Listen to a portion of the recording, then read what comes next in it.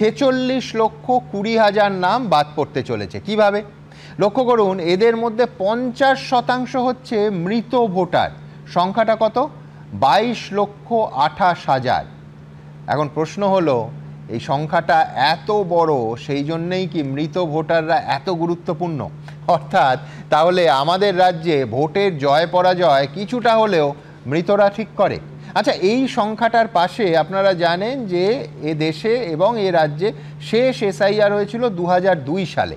2002 সালে যে খসড়া ভোটার তালিকা, সেটাই কীরকম ছিল আপনারা প্রত্যেকে এতদিন জেনে গেছেন যে 69 লক্ষ নাম 2002 সালে শেষ এসআইআরের সময় বাদ গেছিল।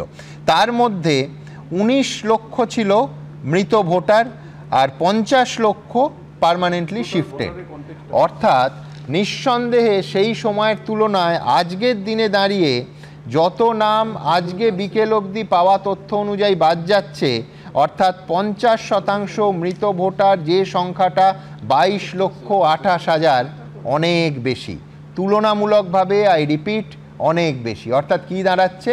আমাদের রাজ্যে ভোটের জয় পরাজয়তে মৃতরা একটা বড় ভূমিকা নেয়।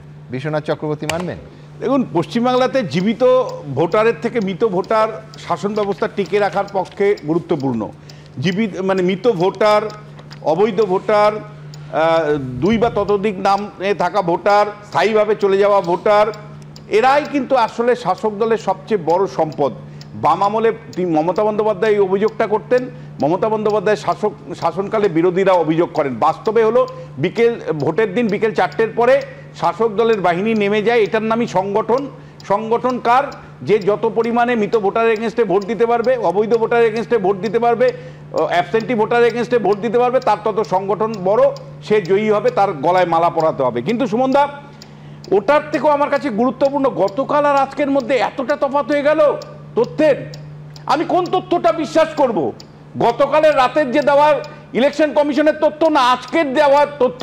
কোনটা সঠিক, কোনটা ব্যাঠিক, নাকি দুটোই ব্যাঠিক?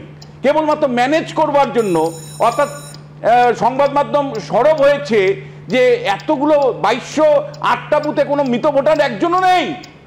এটা যখন সংবাদ মাধ্যম সরব হয়েছে, তখন সেখানে মেরামত করে কোনো রকম করে আবার একটা মুখ বাঁচানোর মতন পরিসংখ্যান আমাদের সামনে হাজির করে বোকা বানানো হচ্ছে। আর কত বোকা বানাবে ইলেকশন কমিশন আমাদেরকে? পরিষ্কার করে এই কথাটা বলতে হবে আমাদের। এই ইলেকশন কমিশনকে আমরা বিশ্বাস করি না।